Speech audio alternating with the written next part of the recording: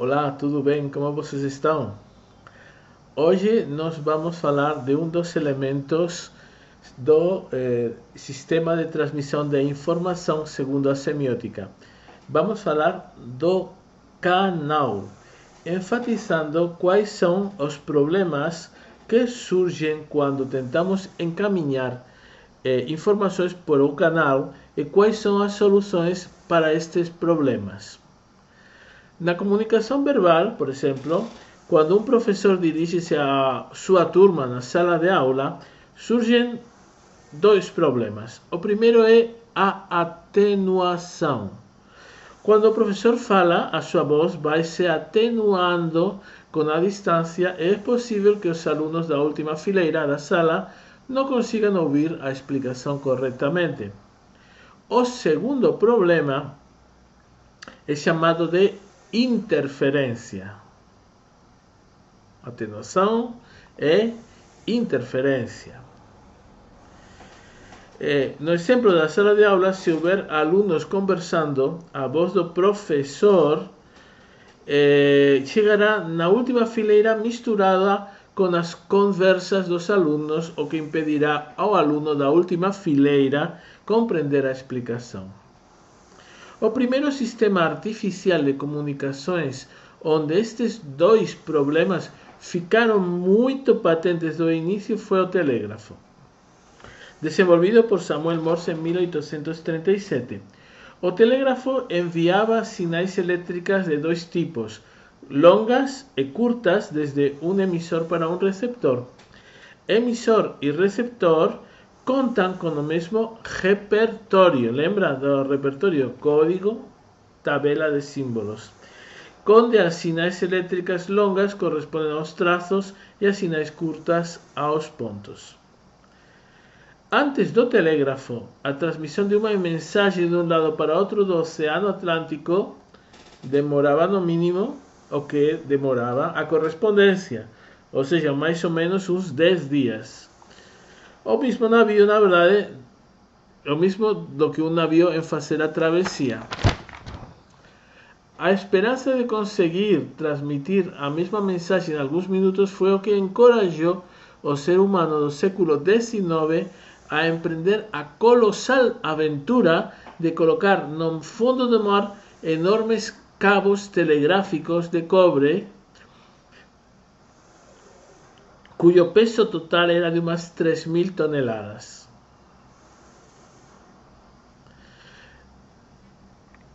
Na primeira tentativa, em 1857, o cabo quebrou 2 vezes e os trabalhos foram interrompidos. Na segunda tentativa, em 1858, o cabo foi colocado, mas a atenuação da mensagem deformava as ondas de formato retangular emitidas pelo emissor, chegando muito fracas e com um formato arredondado no receptor. Por causa das camadas de isolamento do cabo se deteriorar ao longo do tempo, houve que ir aumentando gradativamente a voltagem do emissor, chegando um momento, após 3 semanas de funcionamento, em que a altíssima tensão terminou derretindo o cabo. Imagina, depois de ter colocado um cabo telegráfico no oceano, milhares e milhares de quilômetros, que de repente, em um ponto desconhecido, tenha esse um problema e tenha que recolher o cabo todo. 3.000 toneladas de cabo. Então, olha o trabalho impressionante que tiveram que fazer naquela época. E aqui temos o mapa desses primeiros cabos telegráficos. A perseverança dos pioneiros da comunicação telegráfica permitiu que, após 5 tentativas, percorrendo o oceano para cima e para baixo, meu Deus, em 1865 fosse possível colocar o primeiro cabo transatlântico, que teve uma razoável performance e durabilidade. Mesmo com estas melhoras, a atenuação, lembra, a deformação da onda quadrada ao longo de um canal de comunicações, mesmo com as melhoras, a atenuação continuou representando um sério desafio muito difícil de contornar. Além de aumentar o diâmetro dos cabos, chegando ao ponto de serem deste tamanho os cabos de telegrafia, e utilizar materiais cada vez mais condutores nos cabos telegráficos, utilizavam-se também medidores, no caso galvanómetros que mediam voltagem, de alta sensibilidade para registrar pequenas alterações de voltagem no receptor. Ou seja, eles mandavam uma voltagem enorme e ao longo de milhares de quilômetros percorrendo essa voltagem, o Oceano Atlântico, chegava no destino e chegava tão atenuado, tão pequenininho, que tinha que colocar sistemas de medição extremamente precisos, extremamente sensíveis para poder registrar alguma coisa. Mesmo com os anteriores avanços, a atenuação, de novo, o problema da atenuação nos campos de telegrafia continuou representando um grandioso desafio, já que a comunicação telegráfica abrangia cada vez maiores distâncias e, além disso, um maior número de pessoas queriam utilizar este tipo de comunicação. Para lidar com esta última situação, o fato de muitas pessoas querer usar este sistema, foram desenvolvidos métodos para encaminhar várias mensagens simultâneas, como o método que vamos mostrar neste momento. O sistema mostrado nesta figura mostra como, para encaminhar duas mensagens simultaneamente, neste caso temos os duas mensagens aqui da parte inferior, este aqui e este, são duas mensagens que nós queremos mandar simultaneamente, ou seja, ao mesmo tempo pelo mesmo cabo. Por quê? Porque duas pessoas simultaneamente querem falar. Então, como nós fazemos? Para isto, nós utilizamos 4 níveis de voltagem, não somente alto e baixo, sino 0, 10, 20 e 30 volts. Não é só 0 e 10 volts, por exemplo. Não, agora nós vamos usar 4. Para que nós usamos 4 níveis de voltagem? Vamos ver. Cada nível de voltagem representa cada uma das 4 combinações que podem ser realizadas com os níveis altos 1 e baixos 0 de cada mensagem. Então nós temos 4 possíveis combinações: 0, 0, 0, 1, 1, 0 e 1, 1. E simplesmente vamos arbitrariamente assinar que o 0, 0 são 30 volts, o 0, 1 são 20 volts, o 1, 0 são 10 volts e o 1, 1 são 0 volts.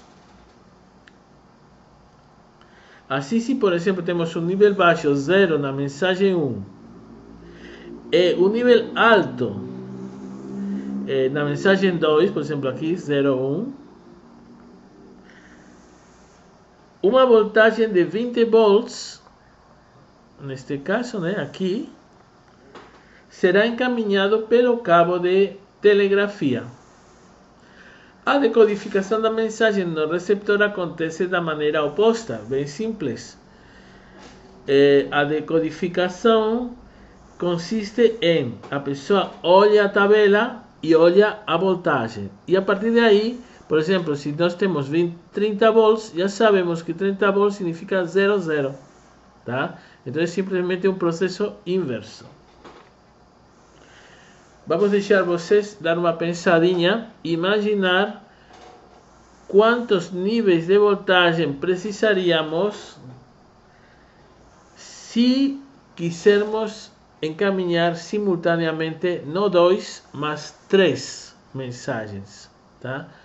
Dá uma pensada quantos níveis de voltagem seria preciso, segundo esta filosofia, se nós quisermos encaminhar não 2, mas 3 mensagens simultaneamente.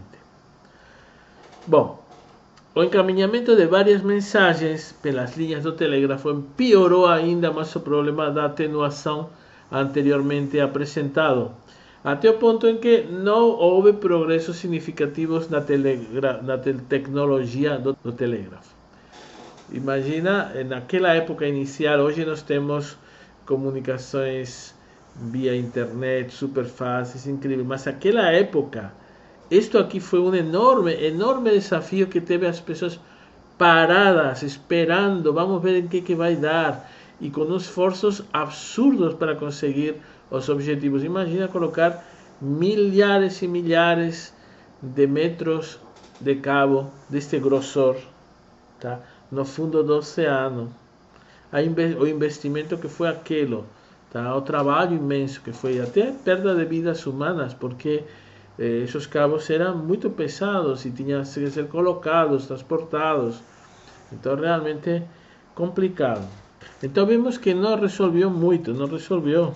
Então aí que aconteceu? Que a tecnologia continuou avançando e se desenvolveram outros sistemas de comunicação à distância, sendo o mais relevante o telefone, cuja patente foi realizada em 1876 pelo escocês Alexander Graham Bell, mas na verdade havia sido inventado anteriormente em 1854 pelo italiano Antonio Meucci, que fez uma patente provisória em 1971.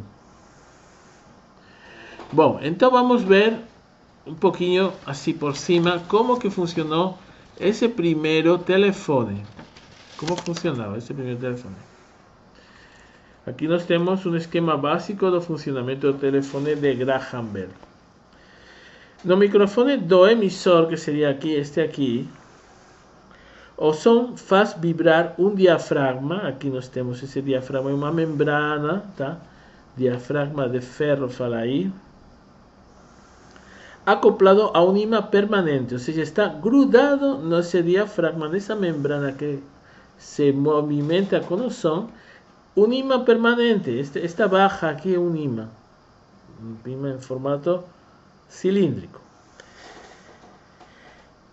E está acoplado a uma bobina de fio de cobre que está em volta. E gera, pelo efeito Faraday, uma corrente na bobina à medida que vibra. Ou seja, vibra, o imã se desloca em volta, por acima e para baixo com relação à bobina, e isso produz uma corrente elétrica no fio da bobina, do fio do solenoide. Aqui se produz uma corrente elétrica que se transmite a esse outro receptor.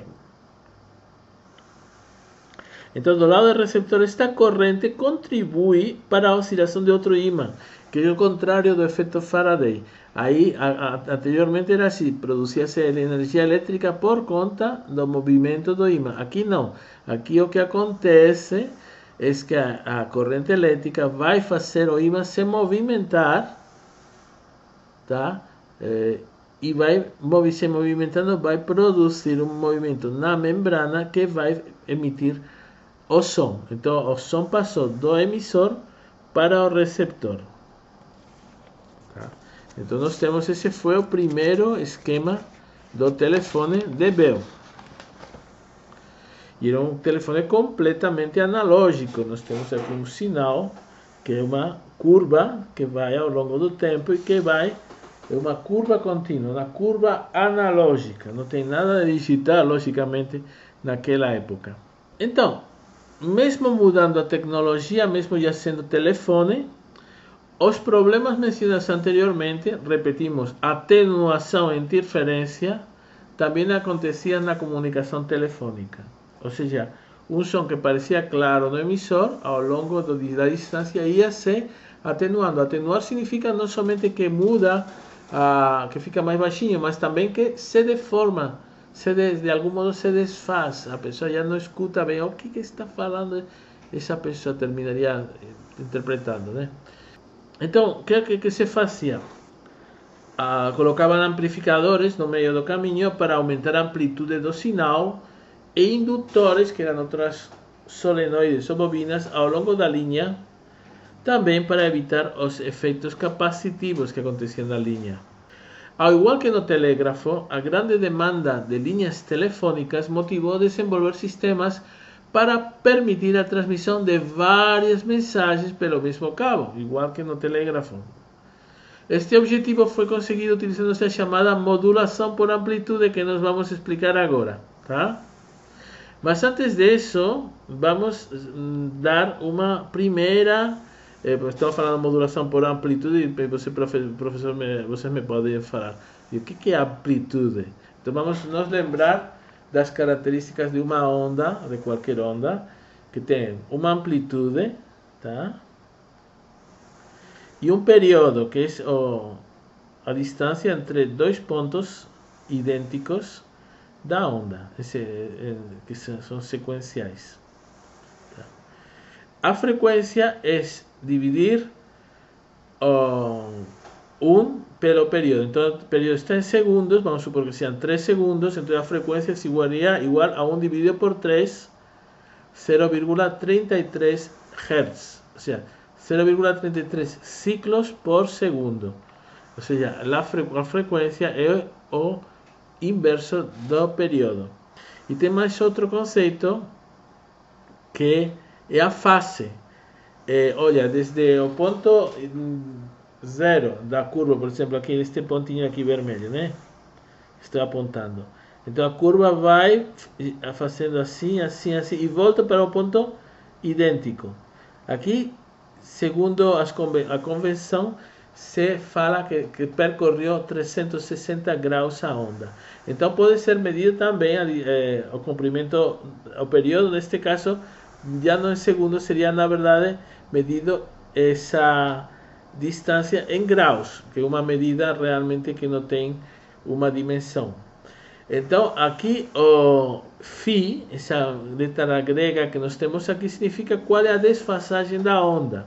Neste caso vamos supor que seja 90 graus, mais ou menos, sim, porque temos aqui de aqui para cá são 360 graus, metade são 180 e basicamente aqui seria 90 graus. Então, nós temos que a onda azul está desfasada 90 graus com relação à onda vermelha. Então já temos todos os conceitos necessários e importantes para começar a entender o que é uma onda. Então vamos falar bastante de ondas. E principalmente já falamos que tínhamos que mandar várias ondas de som pelo mesmo cabo, que era o que nós queríamos fazer. E para isso utilizava-se o conceito de amplitude modulada. Então vamos ver como se faz esse tema da amplitude modulada. Para cada um dos emissores, que já temos várias pessoas que querem falar, vários emissores, então para cada um deles utilizamos a modulação em amplitude, que funciona do seguinte modo. O sinal emitido pelo emissor, neste caso esta linha vermelha, a fala do emissor, é modulado em amplitude do modo seguinte, somando-se a esta onda portadora aqui, esta outra onda que é essa sinal moduladora. E se somamos a esta onda portadora que é inventada, uma nova onda, tá? Esta é uma onda portadora gerada pelo sistema. Então, somando essa onda portadora ao sinal do emissor, obtemos esta onda chamada modulada. Observa a parte superior, idêntica, esta linha tracejada, é idêntica à linha vermelha aqui. Fica por cima, fica na parte superior, como se fosse cavalgando acima da onda. Então nós temos uma onda que acabamos de acrescentar, que é o sistema, o telefone que produz essa onda portadora, e que essa onda portadora se acrescenta a esta onda do emissor, fazendo uma onda chamada modulada em amplitude. Olha, aqui temos a expressão P cosseno dos πft, F é a frequência, T é o tempo, dos πft, podemos desenhar, a partir deste valor, podemos desenhar a onda. Mas, no caso de termos, por exemplo, 3 emissores, o que nós usamos son 3 ondas portadoras, o sea, temos 3 emisores y tenemos que crear una onda portadora diferente para cada emisor. Una de frecuencia F, otra de frecuencia 2F y otra de frecuencia 3F. Las ondas resultantes, que serían, aquí vimos, ¿no? Aquí vimos F, pues imagina F, 2F, 3F. Son frecuencias mucho mayores, 2F y 3F. Bueno, entonces, todas esas ondas, esta sonda modulada de amplitud con una onda portadora F, otra onda modulada de amplitud 2F y otra onda modulada en amplitud 3F, las 3 ondas creadas para cada uno de los 3 emisores, más con una diferencia de valor de F, mandamos pelo mismo canal, todo pelo mismo canal, como vimos aquí. Y por causa de las 3 ondas portadores serem múltiplos de una frecuencia base, son o que chamase ortogonais. ¿Qué significa eso? Que después na recepción es fácil, con un filtro, separar, chamase filtro pasa-banda. Entonces podemos separar a componente F, a 2F y a 3F. Entonces eso es una cosa que ya podía ser feita con la telefonía para permitir que muchas personas simultáneamente falasen y esa fala de varias personas pasase pelo mismo cabo. Entonces eso fue un desenvolvimiento muy importante. Entonces, simultáneamente con esta descoberta de cómo encaminar diferentes mensajes pelo mismo canal de comunicaciones, aconteceu otra descoberta que revolucionó el mundo de las comunicaciones. O sea, el objetivo era primero ver si podíamos colocar varias comunicaciones por un canal más y falamos, vamos a hacer así, vamos a colocar una onda portadora, ¿todo bien? Só que ahí resultó que eles descubrieron que aconteció una cosa por mágica. Y de repente, ¿cuál fue la cosa que aconteció por mágica? Que a atenuación subió. Aquello fue una revolución.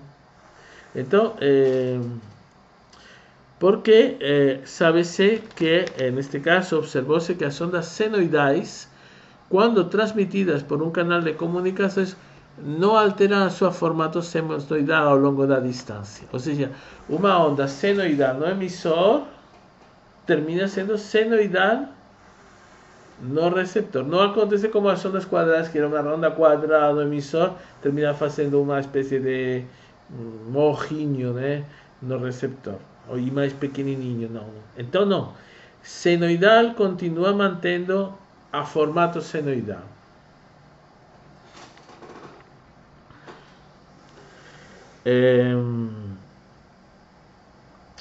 Contudo, elas pueden tener una perda lineal en amplitud o fase. O sea, podemos tener una ondinha senoidal y que llegue en una onda senoidal un poquito más pequeña, más en amplitud y un poco deslocada para la derecha y para la izquierda, a onda entera. Mas continua ao mesmo que no olhar, fala, essa onda era que saiu. Tá? A descoberta foi importante, já que se uma informação de qualquer tipo era embutida, modulada dentro de uma onda senoidal, a informação não seria perdida. Então, isto aqui, estamos falando de uma revolução silenciosa, porque ninguém descobriu. Isto aqui aconteceu e resolveu o problema que estávamos tendo no telégrafo e no teléfono e não sabíamos como resolver, só porque tivemos que a pessoa não ficou assim, puxa, triste, falando, não consigo avançar. Mesmo assim, eles tentaram fazer várias comunicações irem pelo mesmo canal, apesar tendo, mesmo com os problemas de atenuação. E aí, quando resolveram o problema das conversações múltiplas, também resolveram o problema da atenuação. Foi uma coisa, por isso se fala revolução silenciosa. Não existe um autor, um pesquisador que possamos falar, mas foram todos os engenheiros que foram desenvolvendo todo o sistema. Então, na amplitude modulada, lembrando a amplitude modulada que já explicamos, criávamos a onda modulada. Depois essa onda modulada viajava por um canal e no destino podia até perder um pouquinho a amplitude. Mas não mudava a forma. Você olha esta onda, puxa, é a mesma onda. Então observou-se que não aparecia distorção. Somente mudava a amplitude como um fator que era constante para cada frequência, ou seja, tal frequência tanto se atenuava em amplitude. E aparecia um atraso fase que também dependia da frequência. Isso era, tinha tabelas, tal frequência tem tal de perda e tal desfasagem, e assim por diante. Posteriormente, uma vez que você já tinha passado por um canal de comunicações aonde tinha chegado no destino, aí era possível amplificar, porque existiam esses dispositivos chamados amplificadores que podiam aumentar de novo o tamanho e recuperar a onda inicial. Olha, embora uma onda senoidal, quando transmitida por um canal, não altera o seu formato senoidal, não altera, pode sim alterar a sua amplitude. Então aqui nós temos, neste gráfico, vemos qual é a perda de amplitude de um sinal senoidal transitando por diversos tipos de cabos de comunicações em função da frequência. Ou seja, aqui temos um tipo de cabo, uma tecnologia mais cara, possivelmente low loss RG59, um cabo, na verdade. Você vai pedir na loja de ferragem. Me dá, por favor, um low loss RG59. Eles te dão, quanto que é?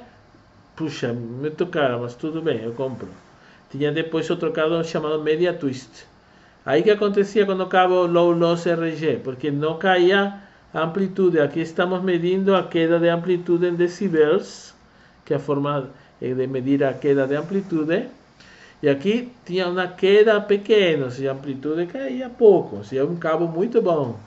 Aqui tinha outro Media Twist. E aqui já tinha os outros cabos mais convencionais, K3, tal. Mas o que você observava era, se eu transmito uma frequência maior, 100 Hz, a chance de perder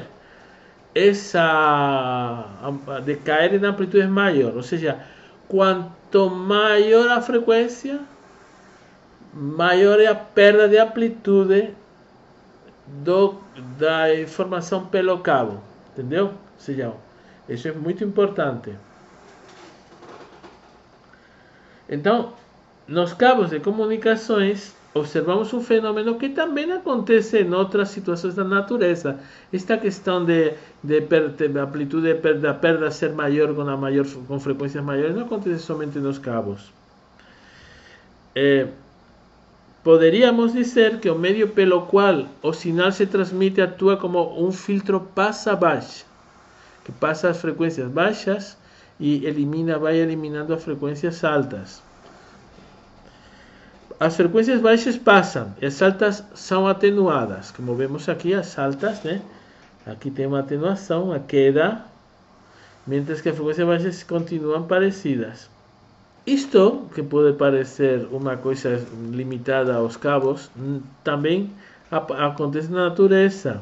E acontece quando o sol se põe no horizonte e aparece vermelho. Por quê? Porque a luz emitida pelo sol contém todas as frequências visíveis, mas somente as baixas frequências, as cores alaranjadas e vermelhas, são as que passam pela atmosfera sem atenuação. Todas as outras cores do sol, que compõem a luz branca, vão tendo diferentes graus de perda de amplitude e terminam sumindo. Então, somente as frequências baixas são as que se transmitem. E isso acontece, por exemplo, agora, não sei se vocês já conhecem, que foi lançado o Observatório Espacial James Webb. O Observatório Espacial James Webb é como se fosse aquele observatório antigo que estava num satélite olhando para as estrelas, né? Que era o Hubble. E agora temos este outro, porque o Hubble já ficou muito antigo, e o James Webb. Só que o James Webb ele está especializado nas frequências infravermelhas. Que são as infravermelhas? As frequências das estrelas mais longínquas. Por quê? Porque ao longo dos milhares de anos, as outras frequências, mesmo pelo meio intergaláctico, que não tem realmente não tem nada para, tem pouca coisa para poder fazer uma atenuação, mas tem. Então vai se perdendo essa luminosidade branca, azul, e vai ficando as luminosidades vermelhas. E por isso o telescópio espacial James Webb, que acabou agora de ser instalado, uma maravilha de tecnologia onde interveio todos os países, pues esse telescópio espacial está especializado em pegar as infravermelhos, porque são as galáxias mais distantes. Olha que coisa tão bonita. Então, assim que se teu filho, por exemplo, perguntar, pai, por que o sol fica vermelho quando se esconde no horizonte? Aquelas perguntas de filhos, né? De filhinhos que perguntam umas coisas assim que deixam a pessoa completamente desnorteada. Oh, pai, por que fica vermelho o sol quando fica no horizonte? Puxa vida, eu tinha que ter estudado natureza da informação aquele dia, né? Bom, mas não somente temos essa resposta. Além da beleza do anoitecer, existem outros exemplos na natureza onde a menor atenuação das frequências baixas ao longo da distância é muito útil. Por exemplo, com os elefantes. Em 1984, as pesquisadoras da Universidade de Cornell, Kathy Payne, descobriu algo inacreditável entre os elefantes. Ele, na verdade, era assim. Tinha um grupo de elefantes num canto.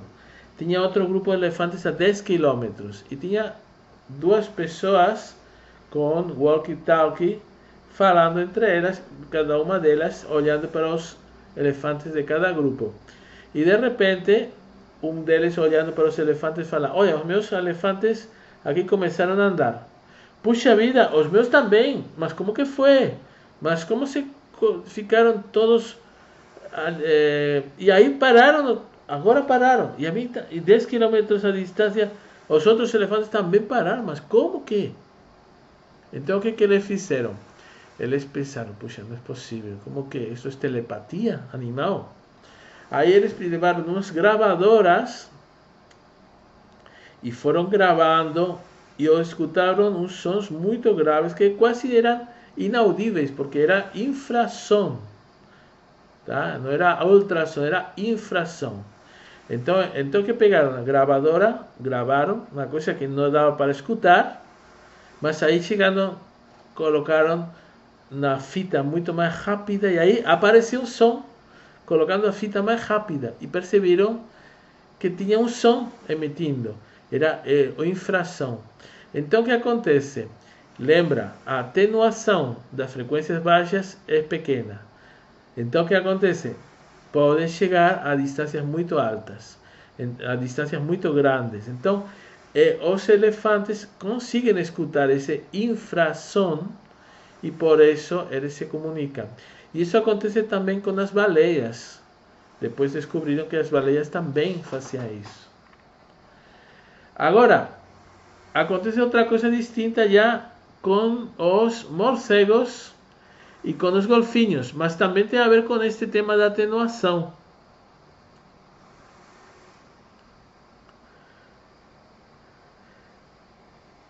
A grande atenuação das altas frequências, que são as que emitem os morcegos, que são de 14.000 Hz a 100.000 Hz. Os elefantes eram 20 Hz. Olha que incrível. Os morcegos 14.000 a 100.000 Hz.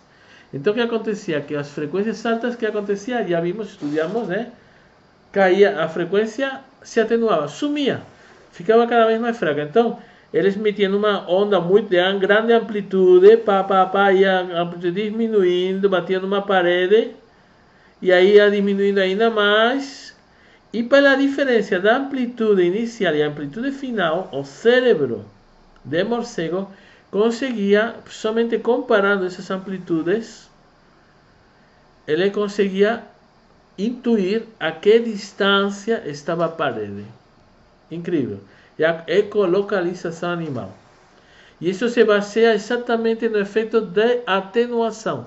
Ou seja, a atenuação é ruim. Sim, é ruim. Mas a natureza utilizou, sempre aproveitou mesmo a coisa ruim para benefício próprio. No caso dos elefantes, para comunicação a grandes distâncias, usando infrasom. E no caso do morcego e dos golfinhos, para ecolocalização. Vocês já sabiam que o ser humano também pode ter ecolocalização? Tem um menino, um moço, que ensina para as pessoas cegas a se ecolocalizar. Então, ele é bem complicado, mas dá aula disso, impressionante. Então, qualquer até uma pessoa normal, pode aprender a ecolocalizar.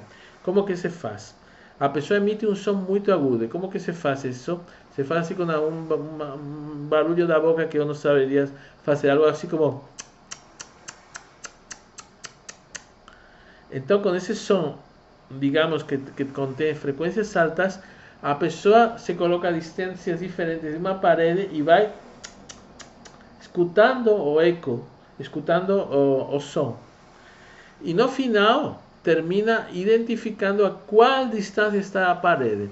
E fazendo isso, os cegos terminam conseguindo enxergar com o som que rebota nas paredes mais ou menos e se orientar. É impressionante. Tem alguns cegos que parece que estão enxergando.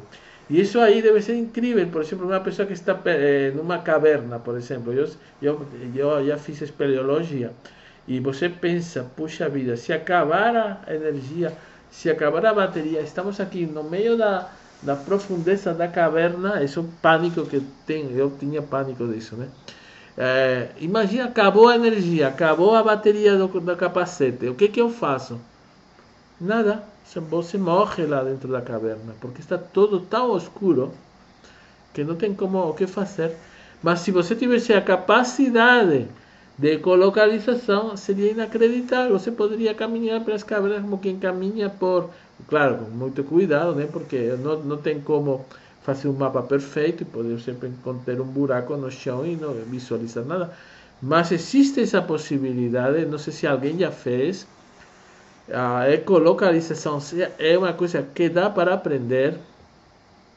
Olha, eu até falo para vocês, se vocês quiserem fazer um projeto de ecolocalização comigo, vamos fazer um projeto de ecolocalização. Vamos aprender a enxergar com o som. Isso é possível. E já existem pessoas que não são cegas que fizeram isso. Mas eu achei incrível, porque imagina uma pessoa que seja espeleólogo, que trabalhe com cavernas, e ainda sabe se ecolocalizar, ele é o Deus, quase. É o Deus da espeleologia. Imagina uma pessoa, sem precisar luzes, se movimentando por uma caverna. Aí pensaríamos, olha que coisa interessante, por que nas cavernas onde estavam essas mãos, nunca foi vista nenhum rastro de uma tocha no chão, no teto? Como se tivessem passado sem enxergar, passado sem utilizar nenhuma tocha. Será que eles, naquela época antiga, tinham a capacidade de se ecolocalizar? Logicamente que depois a parte das mãos teria que iluminar-se com alguma coisa, imagino, né? Mas o que surpreende bastante é que em todos os casos, ou na maioria dos casos, não se encontra nenhum tipo de rastro de fumaça no teto. Puxa vida, será que esses homens primitivos sabiam se ecolocalizar nas cavernas? Bom, tudo bem. Então vamos passar para outra parte aqui da explicação, porque não vamos ficar aqui com o tema da ecolocalização todo o tempo. Mas o que é surpreendente é assim: a atenuação, que o problema das comunicações foi aproveitada ao máximo na natureza. Então,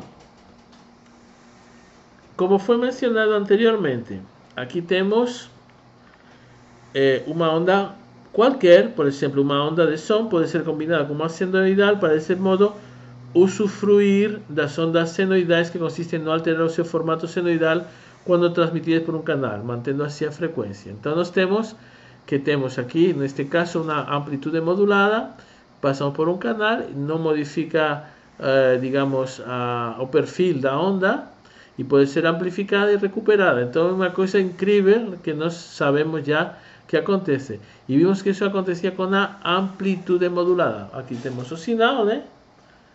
E aqui temos o sinal modulado em amplitude, o sinal, digamos, oscilatório modulado com este sinal de aqui acima. Mas temos outro sistema chamado frequência modulada, olha aqui, que significa que quando temos amplitudes altas, as frequências são altas. E amplitudes baixas, como aqui, as frequências são baixas. Então aqui, amplitude baixa, frequência baixa, amplitude alta, aqui frequência alta. Então chama-se modulação em amplitude. Tá? Que essa é outra forma, outro formato de modulação. Mas além da amplitude modulada, que neste caso AM, e além da frequência modulada,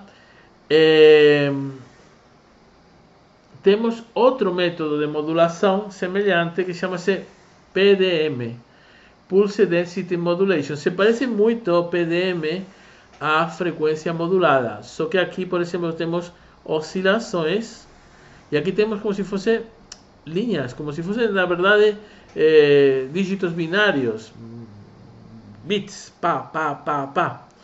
Tá? Então, essa é a modulação PDM. Bom, então é impressionante porque este tipo de modulação PDM é a que também utiliza os neurônios do sistema nervoso central para evitar a atenuação dos sinais de voltagem ao longo do canal de comunicação do neurônio. Então nós temos aqui um neurônio, tá? E temos o canal de comunicações de um neurônio chamado axônio. Olha, tem axônios que são tão longos, são muito finos, porque, olha, cada milímetro cúbico de cérebro cabem 100.000 neurônios. Imagina um pedacinho, como se fosse um pouquinho de um grão de pão. Nesse grãozinho de pão cabem 100.000 neurônios. E cada um desses 100.000 neurônios pode ter um cabo tão longo, um axônio tão longo, que pode ir desde a cabeça até o quadril. De fato, para movimentar as pernas, nós temos neurônios que partem do sistema do córtex motor e chegam no quadril. Então, olha o tamanho do axônio, do canal de comunicações, e como eles transmitem voltagens muito pequenininhas, da ordem de milivolts, por exemplo, de menos 40 milivolts de menos 65 milivolts para menos 40, então que são 15 milivolts de amplitude, bem pequenininho, quase um. Então o que aconteceria se esse sinal se atenuasse? Puxa, já era, não chega a nada. Então, para evitar a atenuação, o que faz o neurônio? Igual que a amplitude modulada, a frequência modulada. É uma técnica de modulação. Ele pega o potencial analógico que acontece no soma, que é aqui uma voltagem que se sobe e desce, e ele transforma no promontório axônico, aqui neste pontinho aqui, que transforma em disparos. Ou seja, temos esta curva vermelha de voltagem que existe aqui no corpo celular, é transformada em disparos, que é idêntico ao método que vimos anteriormente, Pulse Density Modulation, PDM. Então, o que acontece? Porque assim, desse modo, termina chegando no terminal axônico aqui, que pode estar a vários metros de distância, pode até ficar mais a amplitude mais pequenininha, mas como o que importa não é a amplitude, é a frequência, ele consegue recuperar de novo do lado, no seguinte neurônio, a curva que estava no soma. Impressionante. Então, por quê? Porque nós temos um sistema de modulação que os neurônios inventaram primeiro, muito antes do que o ser humano inventou o sistema, para transmitir essa informação. Imagina a transmissão de informação por um axônio de um dinossauro, desde a cabeça até a cauda. Isso era possível, de repente 30 metros. Olha, a transmissão de informação não é tão rápida, infelizmente, então é mais ou menos uma axônio como este aqui, que se chama semielinizado porque tem uma camada de isolante por fora. Nesse axônio, de repente, essa velocidade é de 10 a 15 metros por segundo. Então imagina um dinossauro, quando pensa em mexer a cauda, vai demorar ainda 2 segundos, porque tem a cauda a uma distância de 30 metros ou de 20 metros. Então é impressionante. Mas mesmo assim, o sinal termina chegando. Porque a atenuação é impedida por conta da modulação. Tínhamos a frequência modulada, a amplitude modulada e PDM, Pulse Density Modulation, que é o que usa-se nos neurônios. E agora vamos falar de uma coisa muito importante. Porque esse Pulse Density Modulation, que acabamos de ver, é um tipo de conversão analógica de digital, porque vemos que partimos de uma magnitude contínua, tá? Uma magnitude analógica, para uma magnitude discreta, formada por altos e baixos, uns e zeros. Então aqui nós temos que o primeiro conversor analógico digital é o próprio neurônio. E estou utilizando um sistema de conversão analógico digital chamado Pulse Density Modulation, que é utilizado na tecnologia DSD, Direct Stream Digital, que é a tecnologia mais avançada para escutar som, onde você escuta tudo com uma perfeição incrível. Então isso é muito impressionante, porque a tecnologia mais avançada para escutar som, para música, é a mesma que utilizam os neurônios para transmitir as informações. E isso é um tipo de conversão analógico-digital. Outro tipo de conversão analógico-digital é o Pulse Code Modulation, que é a mais conhecida, a mais usada. Por exemplo, vamos supor, aqui temos uma linha contínua, aqui em cinza, né? E vamos ver como digitalizar essa linha cinza com o sistema Pulse Code Modulation, conversão analógico-digital. Vamos ver como se faz. Olha, primeiro de todo, temos que ver o período de amostragem. Significa que vamos ver em que momentos vamos medir essa curva. Então, neste caso, a cada segundo. 1, 2, 3, 4, 5, 6, 7, 8. Depois vamos discutir um pouquinho qual é o melhor período de amostragem já na próxima aula. Mas, por enquanto, vamos admitir que podemos utilizar, por exemplo, aqui neste caso, períodos de amostragem a cada segundo. Então, o primeiro de todo é especificar o número de níveis de quantização. Níveis de quantização que são? Basicamente estes níveis aqui, 1, 2, 3, 4. Basicamente em quantos níveis dividimos a altura da curva? Hemos decidido que vamos dividir em quatro grupos, em 4 pedaços, a altura completa da curva. Então temos 4 níveis de quantização.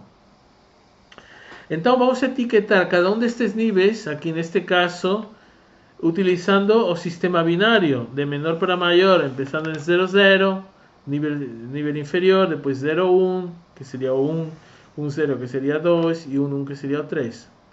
Contagem binário, lembra que tínhamos estudado contagem binário na aula anterior? Então, dependendo do número de níveis de quantização que nós queremos, aqui queremos 4, vamos determinar o número de bits que precisamos. Aqui temos 2 bits, mas como chegamos nesses 2 bits? Tem uma continha aí muito fácil, que basicamente é esta aqui, que já vínhamos visto anteriormente. Não sei se vocês se lembram, quando tínhamos que falar, quantas mensagens, se queremos fazer com uma mão, com 4 dedos, 10 mensagens, contar até 10, quantas letrinhas precisamos? E aí usamos aqui um valor de 10 e obtínhamos 4, tá? N igual a 4. E lembra que aqui tínhamos, aqui neste caso não é isso, colocamos o número de quantização e que aqui quanto seria o número de bits que necessitamos. Então, para um número de quantização neste caso, falávamos de 4 níveis, teríamos logaritmo base 2 de 4 é 2. Então, n igual a 2. Pode ser feito também com logaritmo de 10. Para as calculadoras, quando não tem logaritmo de 2, podemos usar logaritmo de 10. E o que era esta linha assim? Era a função teto, que era arredondar sempre para cima. Lembra que quando falávamos dos dedos, dava um resultado 3 dedos, 5. Não pode ser, não podemos usar medio dedo para codificar nada, então temos que arredondar para cima. E ele falava, para 10 mensagens, 4 dedos, era 3, alguma coisa. E esta linha aqui que temos significa arredondar para cima, função teto, tá? Então, neste caso, 4 níveis de quantização, precisamos de 2. Mas, se quisermos mais níveis de quantização, aqui tínhamos 4, vamos supor que queremos 8 níveis. 1, 2, 3, 4, 5, 6, 7, 8 níveis. Quantos dígitos binários precisamos? Bom, então para 8 níveis precisamos colocar OK igual a 8, logaritmo en base 2 de 8 es 3. Então já temos o que está representado no gráfico, que es 3, neste caso 3 dígitos binários, para ter 8 níveis de quantização. Uma coisa importante é que todo o processo de conversão analógico digital tem uma fase de retenção, primeiro de medida e depois de retenção. Então, por exemplo, estamos no segundo 1, no instante 1. Aqui medimos, neste momento, medimos o valor aqui da curva e vemos que o valor é 0,11. Logicamente que tem um erro, possível erro, porque não estamos medindo um ponto, estamos medindo um intervalo. Quanto maior o número de bits, mais pequenininho esse intervalo e menos erro temos. Então, esse valor, o sistema de conversão analógico digital, todo o sistema eletrônico, ele tem uma espécie de memória. Basicamente, ele vai fornecer na saída do circuito integrado este valor binário 011 e vai fornecer este valor binário 011 durante um tempinho até a seguinte medida aparecer. Ou seja, basicamente vai ser retida essa informação. Depois fazemos a seguinte medida, é 100, que é o resultado, e o circuito integrado, que faz a conversão analógico digital, vai colocar na saída do circuito esse valor 100 durante um tempinho, uns segundos. Por quê? Porque, embora seja feito instantaneamente a medida, não seria tão rápido que perderíamos esse valor. Então, o circuito integrado tem que gravar, tem que deixar memorizado, tá? Então, basicamente, isso que significa este formato de escada, que o valor é memorizado e gravado na saída do circuito integrado, que realiza a conversão analógica digital, e vai ser durante um segundo de tempo que vai ficar aí gravadinho, esperando ser lido por outro sistema, outro dispositivo digital que vem posteriormente. Então, nós temos este sistema de amostragem, retenção, e dependendo do número de níveis de quantização que desejemos, vamos ter a precisão da medida. E o que vai depois sair do sistema? Vai sair uma sequência, que seria aqui esta sequência 001, 011, 100, 101, 100. Ou seja, já vamos sair esses dígitos binários, uma vez lidos, vão sair em uma fileira. Pelo sistema de conversão, vai ser esta sequência completa: 001, 011, 00, todos os dígitos binários sem nenhum tipo de interrupção, todo seguidinho, tá? Então, nós vamos ter essa leitura em formato binário, que realmente os dispositivos digitais vão conseguir interpretar. Bom, então agora já estamos no mundo digital, onde a telefonia já não funciona mais de modo analógico e tudo funciona de modo digital. Então, tudo isto que acabamos de explicar, conversão analógico-digital, é uma coisa que está presente o tempo todo na nossa vida e sempre sendo feita toda hora pelos sistemas digitais que nós temos. Os telefones, por exemplo, os computadores. Lembra que os computadores, eles foram digitais desde o momento em que Claude Shannon propôs em 1956 usar códigos binários ao invés de qualquer símbolo, porque Alan Turing tinha proposto à máquina de Turing uma coleção finita de símbolos que era o que a máquina de Turing escrevia. De fato, mostramos um exemplo na primeira aula, onde a máquina de Turing escrevia números decimais, lembra? Então, aí a Shannon falou, não, podemos também usar uma coleção finita de símbolos binários. Então, tudo bem, aí nenhuma das propostas de Alan Turing, como por exemplo o tema da computabilidade universal da máquina de Turing, se estragou por conta dessa nova ideia. E, de fato, os computadores funcionam igual com um conjunto de símbolos finitos ou que com símbolos binários. Por isso, a partir desse momento que foi o início da nossa civilização digital, a partir do momento em que Shannon propôs, vamos usar dígitos binários ao invés de um conjunto finito de símbolos. Tá certo? Olha, vamos fazer assim um resuminho do que acabamos de apresentar. Olha, temos uma curva, por exemplo, uma magnitude analógica. Aí vamos fazer uma conversão analógico-digital mediante o sistema PCM, Pulse Code Modulation, que é o último que nós vimos. O que acontece na saída desse sistema analógico-digital? Que já nós não temos mais um sistema analógico, já temos uma sequência de voltagens altos e baixos. Os altos são 1 e os baixos são 0. E essa é a sequência que nós temos. Mas, como nós vamos querer mandar isto por um canal de comunicações a uma grande distância, vamos ter que modular. Lembra que mesmo sinais quadradas, se nós não modulávamos, se perdia, se atenuava. Então, aqui como se faz a modulação?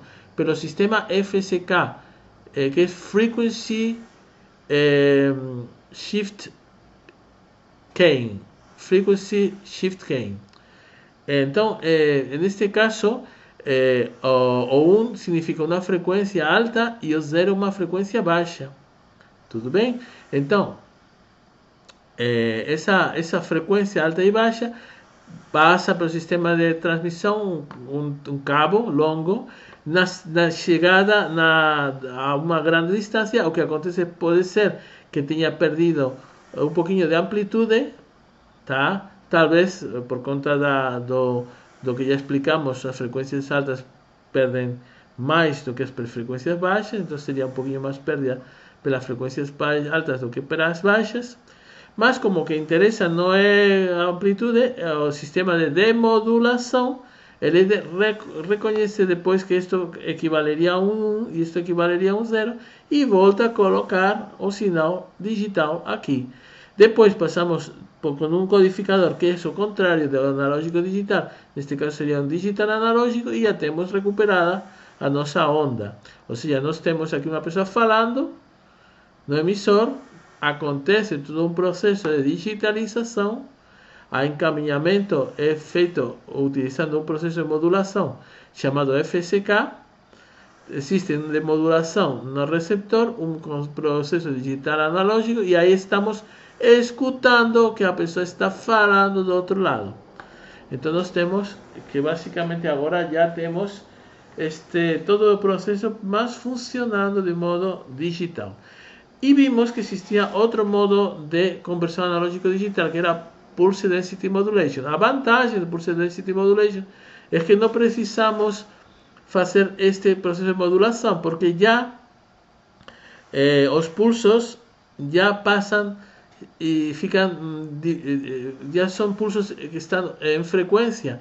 Então, aqui nós teríamos a mesma onda, o processo de conversão analógico-digital por Pulse Density Modulation, e a saída seria esta lista de dígitos binários que aumentam a frequência quando a amplitude é maior e diminui a frequência quando a amplitude é menor.